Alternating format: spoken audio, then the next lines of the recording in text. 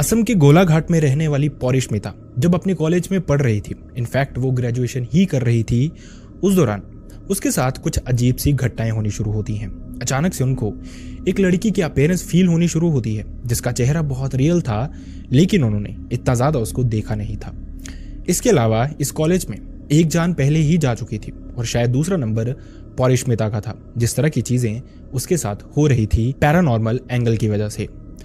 अक्सर हम school college में दोस्त बनाते हैं, कभी कभार बिना सोचे समझे ही दोस्त बना लेते हैं। कोई हमें बेचारा लगता है तो कोई बहुत फनी लगता है, कोई हमें बहुत समझदार लगता है तो कोई बहुत फ्रेंडली लगता है। लेकिन कभी कभार ये जो दोस्ती यारी होती है ये हमें बहुत सोच समझ के बनानी चाहिए, क्योंकि यू नेवर नो सामने वाला जो इंसान है जो आपके कहने के लिए आपका दोस्त है और शायद बिहेव भी वैसा कर रहा है, उसके दिल के अंदर क्या चल रहा हो। कहीं कुछ बहुत भयानक तो नहीं जो आपकी जान तक पे बन जाए। आज का इंसिडेंट असम के गोलाघाट का कुछ इसी तरह का है। इंसिडेंट देखने के बाद हो सकता है आप दोस्ती यारी करने से डरें या फिर दोस्त बनाने से पहले उस दोस्त के बारे में अच्छे से इंफॉर्मेशन गैदर कर लें। तो चलिए शुरू करते हैं। Hi and welcome back everyone. First of all thank you so much हमारी वीडियोस को इतना प्यार देने के लिए। आपका प्यार इसी तरह से मिलता रहेगा तो वीडियोस भी इसी तरह से आती रहेंगी।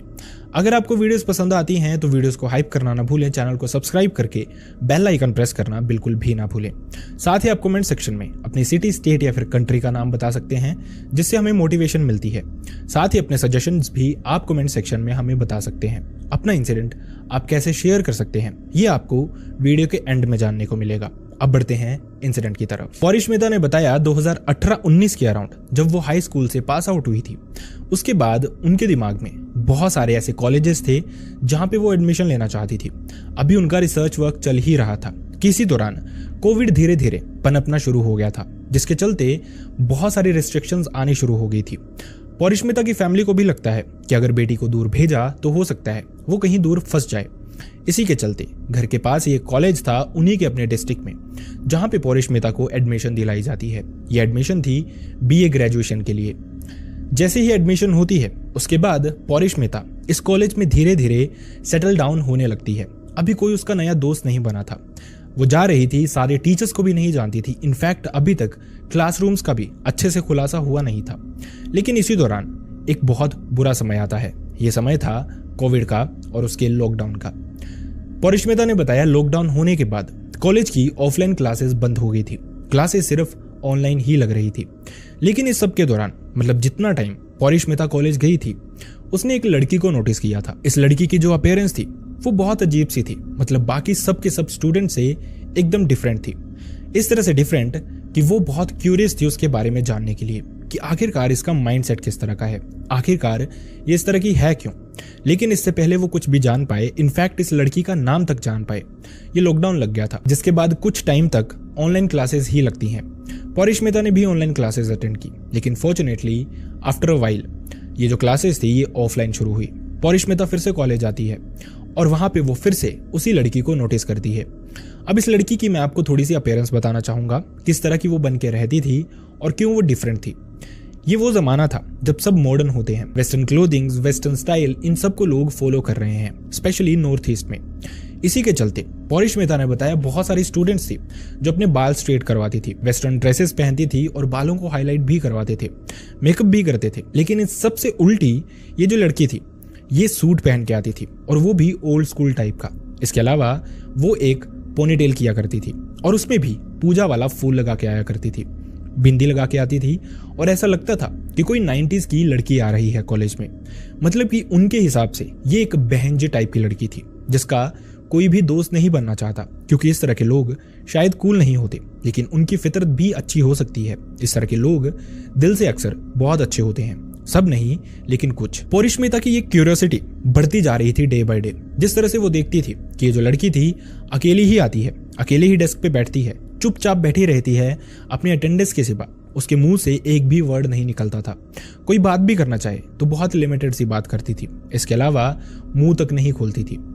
पौरिष्मिता ने नोटिस किया कि उसी की एक फ्रेंड थी, मतलब कि उसके बेंच से पीछे वाले बेंच पे बैठा करती थी। बहुत अच्छी फ्रेंड नहीं थी लेकिन बातचीत होती थी। वो लड़की इस लड़की से बात कर रही थी। बातचीत ज्यादा देर नहीं चलती है, 10 से 15 सेकंड, लेकिन उस सब के बाद जब ये लड़की वापस आती है तो पौरिष्मिता उससे पूछना शुरू करती है कि आखिरकार इस लड़की का मैटर क्या है, इसका नाम क्या है और ये इस तरह की क्यों रहती है। पौरिष्मिता को यहाँ पे इस लड़की का नाम पता चला था। लड़की का नाम था ज्योति और एक बहुत बड़ा फैक्टर निकल के सामने आता है जिसकी वजह से पौरिष्मिता का दिल सिंपैथी से भर जाता है ज्योति के लिए। पौरिष्मिता को ये लड़की बताती है कि जो इसकी रूममेट थी, मतलब वो किसी अलग स्टेट से थी, जिस वजह से वहां पे एक रेंटेड अपार्टमेंट में रह रही थी। उसी के साथ एक लड़की रहती थी, उसने अपनी जान ले ली थी। इसी के बाद पुलिस केस होता है और बहुत सारी इस तरह की फॉर्मेलिटीज होती हैं, लेकिन जिसके बाद ज्योति उसी कमरे में रहने का डिसाइड करती है। ऑनर्स ने भी मना नहीं किया क्योंकि वो खुद भी वहां पे नहीं रहते थे, वो यूरोप में रहते थे। इसी के चलते उन्होंने ये अपार्टमेंट उसको दिया हुआ था और अपार्टमेंट भी एक तरह से अकेला था। आसपास ना कोई रेंटेड अपार्टमेंट था और ना ही कोई घर था, मतलब थोड़ी दूरी पे 300-400 मीटर की दूरी पे बाकी घर थे। इस तरह से इस घर में अकेली ही ज्योति रह रही थी। पौरिष्मिता को लगता है शायद इस लड़की को दोस्त की तलाश है, शायद ये डिजर्व करती है एक अच्छा दोस्त होना, शायद मुझे ही इसका दोस्त बनना चाहिए। इसी के चलते अगले दिन से ही पौरिष्मिता उसी के डेस्क पे उसके पास ही बैठना शुरू कर देती है। पहले दिन वो जाते ही अपना नाम बताती है उसको, लेकिन ज्योति आगे से सिर्फ नोड करती है और साथ ही एक छोटी सी स्माइल देती है। इसके अलावा उसके मुंह से एक भी शब्द नहीं निकला था। ये भी कहीं ना कहीं पौरिष्मिता के लिए इनफ था, मतलब जिस तरह का उसका बिहेवियर था उसने कम से कम कुछ इशारा तो किया था। इसके बाद से डेली पौरिष्मिता और ज्योति साथ ही एक ही डेस्क पे बैठा करती थी। थोड़ा टाइम बीतता है और फाइनली ज्योति थोड़ी सी ओपन अप होती है। लेक्चर के दौरान ही ज्योति पौरिष्मिता से पेन मांगती है। उसका पेन खत्म हो गया था और पौरिष्मिता बहुत खुश थी कि फाइनली ज्योति ने आज उससे बात की है। इसी के चलते वो बिना देरी किए अपने बैग में ढूंढती है और एक पेन निकाल के ज्योति को दे देती है। ज्योति ये पेन इस्तेमाल करती है, जिसके बाद छुट्टी होने के बाद वो ये पेन वापस करती है। लेकिन पौरिष्मिता को ये जेस्चर बहुत अच्छा लगा था, वो बहुत डिसेंट सी लड़की लगी थी उसको। इसी के चलते उसने अपना पेन ज्योति को दे दिया। अब यहाँ से दोनों की बातचीत हल्की हल्की बढ़ना शुरू हो जाती है। डेली दोनों साथ में बैठती थी। इनफैक्ट ज्योति धीरे धीरे ओपन अप होना शुरू हो गई थी पौरिष्मिता से। पौरिष्मिता ने उसकी एक साइड जान ली थी, मतलब कि वो दिल से अच्छी है, ऐसा पौरिष्मिता को लगना शुरू हो गया था।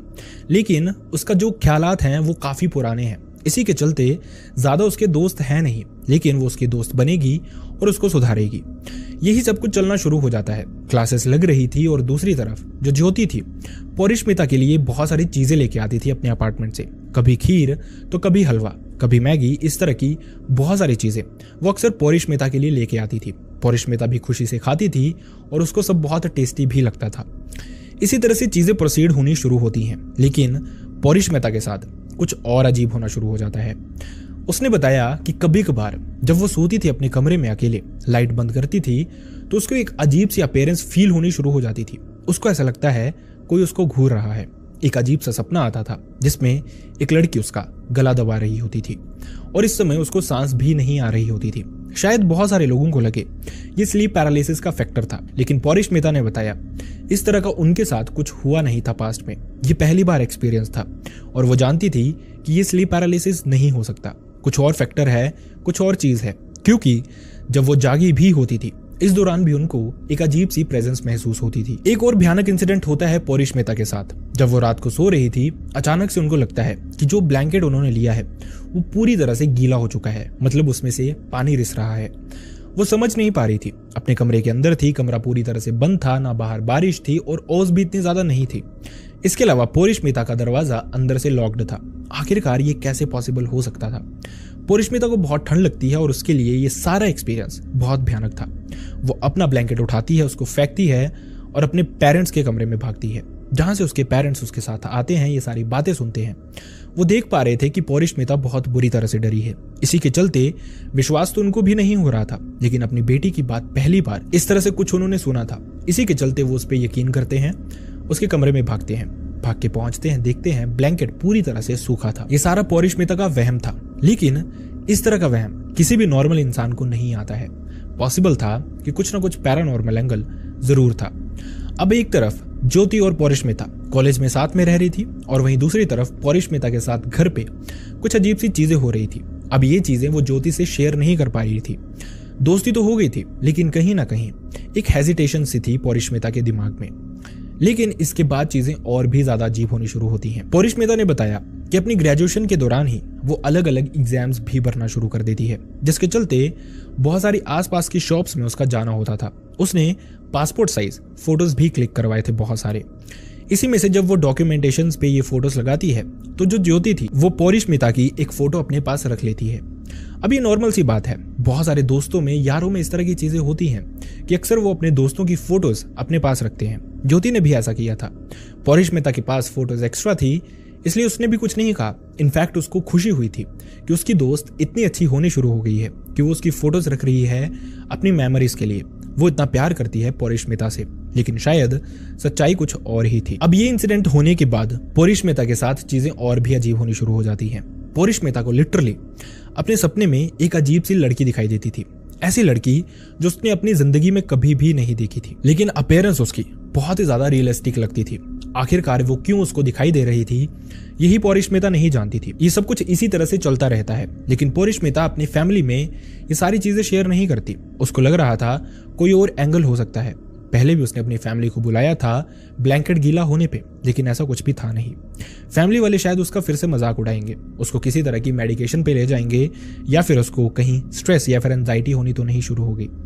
इसी के चलते पौरिष्मिता इन सारी चीजों को अवॉइड कर रही थी, अपने तक ही उसने रखा हुआ था। लेकिन ये सब कुछ बढ़ता जा रहा था एक तरफ, और दूसरी तरफ जो ज्योति थी वो अचानक से कॉलेज आना ही बंद कर जाती है। अब जैसा मैंने आपको बताया, कोविड का ये टाइम था, ऑलमोस्ट हर स्टूडेंट के पास मोबाइल फोन हुआ करते थे, लेकिन ज्योति एक ऐसी स्टूडेंट थी जो कंप्लीटली ओल्ड स्कूल टाइप की थी।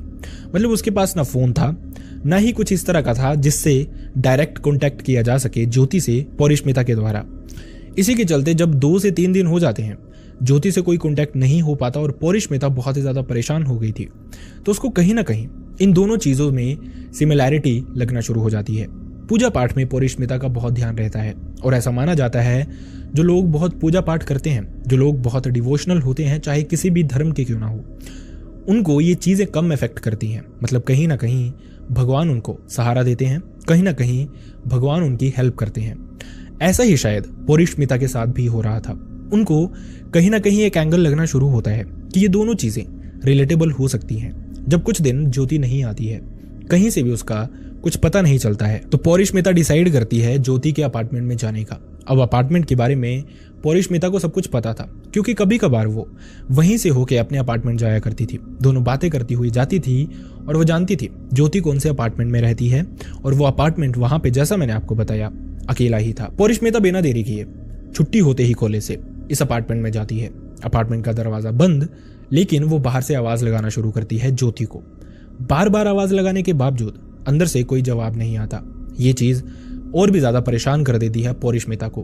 बहुत सारी चीजें होती हैं बहुत सारे स्टूडेंट्स के साथ, अक्सर इसी तरह से ज्योति भी परेशान रहती थी। पौरिष्मिता के दिमाग में बहुत अजीबोगरीब से ख्याल आ रहे थे कि कहीं उसने कुछ खुद को कर तो नहीं लिया, कहीं उसने भी अपने आप को अपनी रूममेट की तरह हर्ट तो नहीं कर लिया। यही ख्याल था पौरिष्मिता के दिमाग में। इसी के चलते वो दरवाजा खोलती है, ये सोचे बिना कि अंदर क्या हो सकता है या फिर उसको अंदर जाना चाहिए या नहीं। वो बहुत ही ज्यादा कंसर्न्ड थी ज्योति के लिए। जैसे दरवाजा खुलता है, सामने एक ब्लैक कलर की बिल्ली बैठी हुई थी। ये बिल्ली देखने में बहुत अजीब सी लगी थी। उसने उसको देख के अपनी आवाज निकाली और दरवाजे से बाहर चली गई।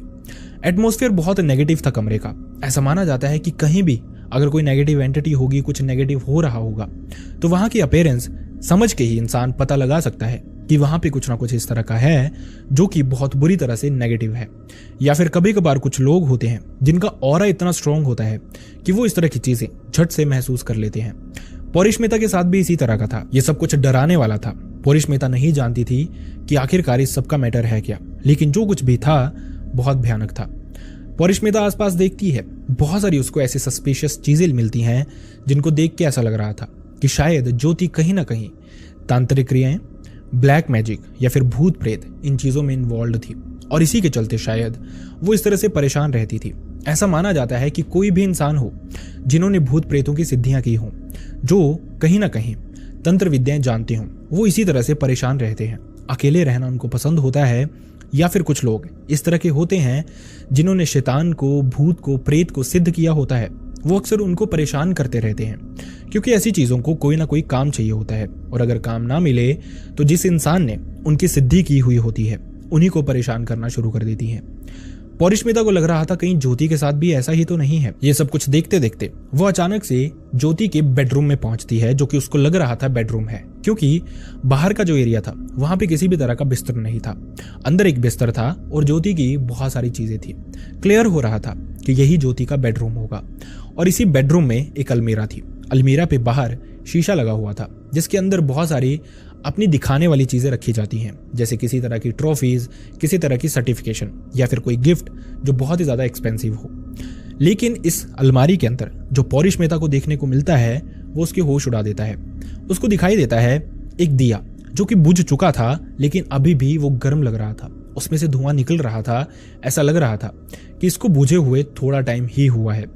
जैसे ही वो इस अलमारी को स्लाइड करती है, खोलती है, तो अंदर जो था इस दिए के साइड में रखा हुआ, वो देख के उसके और भी ज्यादा होश उड़ जाते हैं। वो देखती है अंदर एक फोटो थी जिसपे क्रॉस लगाया हुआ था, मोस्ट प्रोबेबली खून से। और ये फोटो किसी और लड़की की नहीं थी, बल्कि वही लड़की थी जो अक्सर पौरिष्मिता को उसके सपने में दिखाई देती थी। वो बहुत शॉक्ड थी, ये कैसे पॉसिबल हो सकता है, एक ऐसी लड़की जिसको उसने कभी भी नहीं देखा। लेकिन अचानक से उसको सपने में वो दिखनी शुरू होती है और बाद में उसको एक फोटो भी दिखाई देती है जिसमें ये लड़की सामने प्रेजेंट थी। अब कहीं ना कहीं पौरिष्मिता के दिमाग में ये भी चल रहा था कि कहीं कभी ऐसा तो नहीं हुआ कि ज्योति ने ये फोटो पौरिष्मिता को दिखाई हो, जिसकी वजह से ये चेहरा उसके दिमाग में बैठ गया हो और शायद वही सपने की वजह से उसको नजर आ रहा था। इन्हीं सब असमंजस में थी पौरिष्मिता, लेकिन अचानक से उसकी नजर एक और चीज पे पड़ती है जो दिए के दूसरी तरफ रखी हुई थी। और ये कुछ और नहीं था, पौरिष्मिता की अपनी ही फोटो थी। और उसके ऊपर भी कुछ इस तरह की चीजें रखी हुई थी जो कि तांत्रिक क्रियाएं की हुई थी। ये वही फोटो थी, वही पासपोर्ट साइज फोटो जो पौरिष्मिता ने खुद ज्योति को दी थी। अब हो ना हो पौरिष्मिता समझ गई थी कि ज्योति के इंटेंशंस क्या रहे हैं। उसके साथ जो भयानक चीजें शुरू हुई हैं वो किस वजह से शुरू हुई हैं। उस दिन से ये चीजें हो रही थी जब से पौरिष्मिता ज्योति के घर का लाया हुआ वो चीजें खाती थी, या फिर जब से उसने फोटो दी थी तब से ये सब कुछ बहुत ही ज्यादा एक्सट्रीम हो गया था। क्लियर था कि वो ब्लैक मैजिक कर रही थी या फिर वो खत्म करना चाहती थी पौरिष्मिता को। लेकिन ये दूसरी लड़की कौन थी ये वो नहीं जानती थी। पौरिष्मिता बहुत डर गई थी और उससे अंदर टिका ही नहीं जा रहा था। उसने दोनों फोटोज फटाफट से उठाई और भागते हुए इस घर के बाहर चली गई। सबसे पहले वो जाती है उस दोस्त के पास जिसने उसको ज्योति के बारे में बताया था कि उसकी फ्रेंड ने इस तरह से खुद की जान ले ली थी। उसको वो दूसरी फोटो दिखाती है और कहती है कि क्या तूने इस लड़की को देखा है। जो लड़की आगे से कहती है वो सुन के पौरिष्मिता की हालत और खराब। ये लड़की कोई और नहीं थी बल्कि वही लड़की थी जो ज्योति की रूममेट थी और जिसने अपनी जान ले ली थी। लेकिन कैसे? पौरिष्मिता ने उस लड़की को देखा भी नहीं था, लेकिन फिर भी उसके सपनों में आती थी। और दूसरा नंबर शायद अब पौरिष्मिता समझ गई थी कि ज्योति ने ही किया था उस लड़की के साथ, और दूसरा नंबर अब पौरिष्मिता का था। उसी के साथ ये चीजें होनी शुरू हो गई थी और धीरे धीरे शायद वो भी उसी जगह पे पहुंचने वाली थी जिस जगह पे वो दूसरी लड़की पहुंची और उसने अपनी जान ले ली। अक्सर ये जो तांत्रिक क्रियाएं होती हैं जब किसी पे की जाती हैं तो इसी तरह से वर्क करती हैं। इंसान खुद के दिमाग से आपाक होने लगता है, धीरे धीरे बहकी बहकी चीजें करने लगता है, जिसकी वजह से उसकी इंटरनल हेल्थ भी खराब होनी शुरू हो जाती है और उसके बाद एक्सटर्नली भी वो खुद को हार्म करना शुरू कर देता है। पौरिष्मिता के साथ भी ये स्टेज शायद आने वाली थी। बिना देरी किए पौरिष्मिता अपने पूजा घर में पहुंचती है, वहां पे अपनी इस फोटो को रखती है, थोड़ी देर भगवान का नाम लेती है, उसी तरह से पूजा पाठ करती है और उसके बाद अपनी इस फोटो को खुद ही जला देती है मंदिर के पास में ही। पौरिष्मिता ने बताया उसके बाद से उसके साथ इस तरह का कोई इंसिडेंट हुआ नहीं, लेकिन एक भयानक चीज थी जो वो समझ गई थी कि किसी भी इंसान से बिना सोचे समझे दोस्ती नहीं करनी चाहिए। और रहा सवाल ज्योति का, तो उसको पौरिष्मिता ने इसके बाद कभी देखा ही नहीं। इनफैक्ट उसने कॉलेज में भी कोशिश की ज्योति का कहीं ना कहीं से एड्रेस निकालने का, ये पता करने का कि वो आई कहां से थी, लेकिन कॉलेज का जो भी डॉक्यूमेंटेशन थी वो सारी की सारी उस अपार्टमेंट से की गई थी। जो आधार कार्ड उसका था वो फर्जी था। ज्योति कौन थी किसी को नहीं पता और ना ही पौरिष्मिता को पता। दोस्तों, इस तरह के इंसिडेंट हमें ये बताते हैं कि अक्सर हम में से बहुत सारे लोग होते हैं जो बहुत जल्दी किसी के साथ भी ओपन अप हो जाते हैं। कोई इंसान अगर हमें बेचारा दिखता है, कोई इंसान इस तरह का दिखता है जो अकेला रहता है, तो हम सोचते हैं कि ये भी फन करे, ये भी इंजॉय करे और हमारी कंपनी में आ जाए। लेकिन कहीं ना कहीं कुछ रीजंस होते हैं जिन वजह से ये इंसान अकेले रहना पसंद करते हैं। कोई रीजन होता है जिसकी वजह से इनका कोई दोस्त नहीं होता, और कोई रीजन होता है जिस वजह से ये ज्यादा बोलते नहीं हैं। शायद इस तरह के लोग आपके सराउंडिंग भी हों। तो अगर आप किसी ऐसे इंसान को जानते हैं और आपके दिल में भी सिंपैथी है ऐसे लोगों के लिए, तो बेहतर होगा आप दूरी बना के रखें। यू नेवर नो, कहीं वो भी ज्योति की तरह कुछ ब्लैक इंटेंशंस लेके आपके सामने तो नहीं आ रहा। आई रियली होप आपको हमारी वीडियो से कुछ सीखने को मिलता है। एंड आई रियली होप आपको ये वीडियो पसंद भी आया हो। वीडियो अगर पसंद आया तो वीडियो को लाइक करना ना भूलें, चैनल को सब्सक्राइब करना ना भूलें एंड आप कमेंट सेक्शन में अपनी सिटी, स्टेट या फिर कंट्री का नाम बता सकते हैं जिससे हमें मोटिवेशन मिलती है। साथ ही कोई सजेशन हो वो भी बता सकते हैं, तारीफ करना चाहें वो भी बता सकते हैं। इसके अलावा मैं चाहता नहीं, लेकिन अनफॉर्चुनेटली अगर किसी के साथ भी इस तरह का कोई भी इंसिडेंट हुआ है जो आप चाहते हैं मैं यहाँ पे नरेट करूँ, लोगों तक पहुँचाऊँ, जिससे लोगों को कुछ सीखने का मौका मिले, तो आप मेरी मेल आईडी या फिर इंस्टाग्राम दोनों पे शेयर कर सकते हैं। दोनों का लिंक आपको हमारे डिस्क्रिप्शन बॉक्स में मिल जाएगा। वीडियो अगर आप फेसबुक पे देख रहे हैं तो अपना इंसिडेंट हमें सीधा मैसेज बॉक्स में भी भेज सकते हैं। इसके अलावा मैं आपसे एक रिक्वेस्ट करना चाहूंगा, अगर आप वीडियोस देखते हैं तो मेक श्योर वीडियोस को लाइक जरूर करें, कमेंट जरूर करें, वीडियो को हाइप जरूर करें अगर आप चाहते हैं मैं इसी तरह से कंटेंट आपके लिए रेगुलरली लेके आता रहूं। क्योंकि कभी कभार हमारे भी ब्रेकडाउन होते हैं, कभी कभार हमारी भी तबीयत खराब होती है, लेकिन इसी तरह की चीजें होती हैं जो मोटिवेट करती हैं खराब तबीयत में भी काम करने के लिए। आई रियली होप आप समझेंगे। अपना ध्यान रखें। See you next time in next video. Bye bye.